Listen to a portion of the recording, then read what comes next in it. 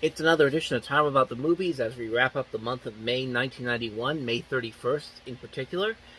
We got three movies to look at today, and we're going to start off with the most successful and honestly the best movie of the three that we're going to look at today, and that is the all-star comedy Soap Dish.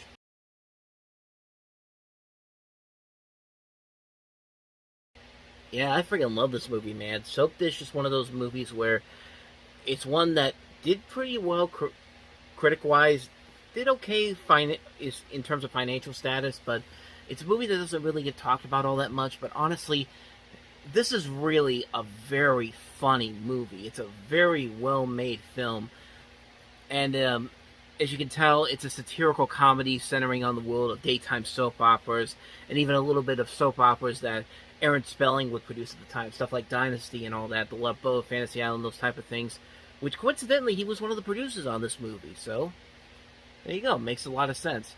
It just works because of the cast they have here: Sally Field, Kevin Kline, Robert Downey Jr., Kathy Moriarty, Whoopi Goldberg, Elizabeth Shue, who surprisingly was barely in that trailer, even though she has a very significant part in the movie. I mean, she plays a big part in the story and how that plays out.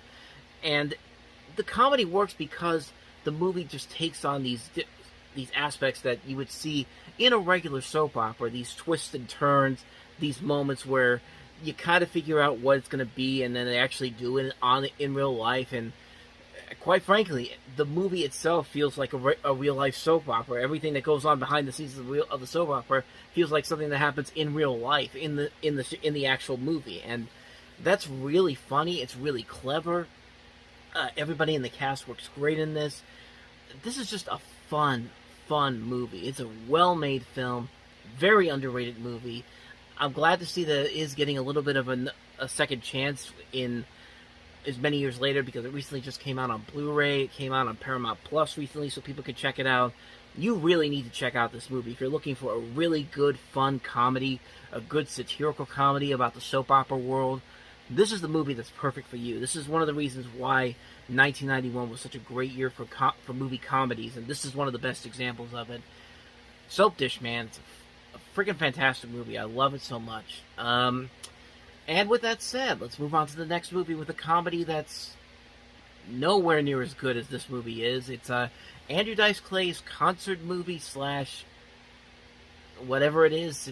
It's weird. We're going to talk about Dice Rules.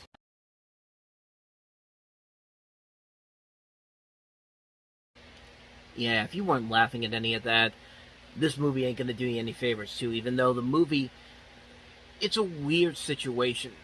I guess what he's trying to do, something like Eddie Murphy did with Eddie Murphy Raw when he starts it off with when they started off with the little short at the beginning that shows a young Eddie Murphy doing stand-up comedy for the first time, and then the rest of the movie is just the stand-up special he does. But there's a major difference between that and this movie. For one thing, that the opening in Eddie Murphy Raw was really funny, and the movie that followed after that, the concert special, and that was funny. There's nothing in here that's funny. I mean, Andrew Dice Clay, I don't think he's really that funny. I've seen him be a good actor in movies. I've seen him be good in stuff like Blue Jasmine and A Star Is Born, but that's later on down the road. Here at the peak of his popularity, you can kind of tell why this comedy doesn't really work, especially for someone like me. I'm very specific with my terms of comedy. Like, I'm one of those people that think misery makes for great comedy, like bad luck makes for great comedy, and slapstick. I like slapstick comedy. I like screwball comedy. The comedy in this movie is so forced. It feels really forced on so many levels. Like, I didn't get to show you all of the footage that I found for that, because I couldn't find a trailer on here. I found a little bit of footage from the Dice Rules scripted parts, and there's a part where he's standing in line as this nerdy type of guy, I guess, as kind of like an autobiographical thing from his life, and he just does this slapstick comedy sequence for like almost half a minute. It's just not funny at all, and even the people who are in the movie playing these characters are looking at him like, dude, hurry, dude, get this over with already. I mean, that's how bad this movie is. I mean, their attempts at trying to create comedy here is really not funny whatsoever. Okay, well that narrative part is nothing compared to what the concert's going to be like. And surely the concert's got to be funny, right? Yeah, not so much. I mean, like I said, I don't think Andrew Dice Clay at his peak as a comedian was not really that funny. It's just like he's not really. How do I put this? He's not really.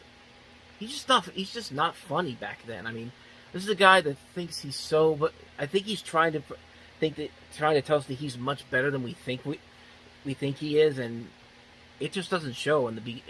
I mean, I just don't see why it's funny, but it's interesting because this movie was actually supposed to be released a month after Adventures of Ford Fairlane came out in July of '90. Fox actually was going to put this out. They decided to delay the film altogether, and Fox wanted to position Clay as this leading man with projects like Ford Fairlane to try to distance from his Dice Man persona, and then that didn't work out, and then like Fox, of course, Fox decided not to release the film. They went. Andrew Dice Clay took it over to Caracal Pictures, and then they released that through New Line Cinema and through their Seven Arts label. And theaters themselves didn't like Clay's material because he was always offensive to like women, ethnic groups, homosexuals, the disabled. A lot of theater chains pulled their plans to release the movie, and the film only got a limited number of theater releases. Cineplex Odeon, National Amusements, United Artists Theaters, but those were considered more niche art house syndicates. And I'm reading this right off of the Wikipedia page, by the way. That's how I'm getting this information. But just think about that for a moment. You have a movie that you were going to release as a wide release, and then you realize, oh wait, this guy is completely offensive. We can't show it. We're not going to show this movie. And I think it would have been fine if the stuff that he was saying was funny, but it's not really funny. Like I said, it's just like there's nothing really funny about Andrew Dice Clay, and it's just like you could kind of see why with this movie. He has a whole hour and a half to make you laugh, and he doesn't do any of that whatsoever. Like I said before, I think that Andrew Dice Clay has proven that he could be a very decent actor in stuff like Blue Jasmine and The Star Is Born, but as a comedian, he really sucks. Like, he is not a good comedian whatsoever. I'm taking way too long on this one, but that's just my thoughts on Andrew Dice Clay's stand-up career. But Dice rules, quite simply, does not rule. I'll end it with that. So, anyway, with that said, let's get on to the last movie, and that is Everybody's Fine.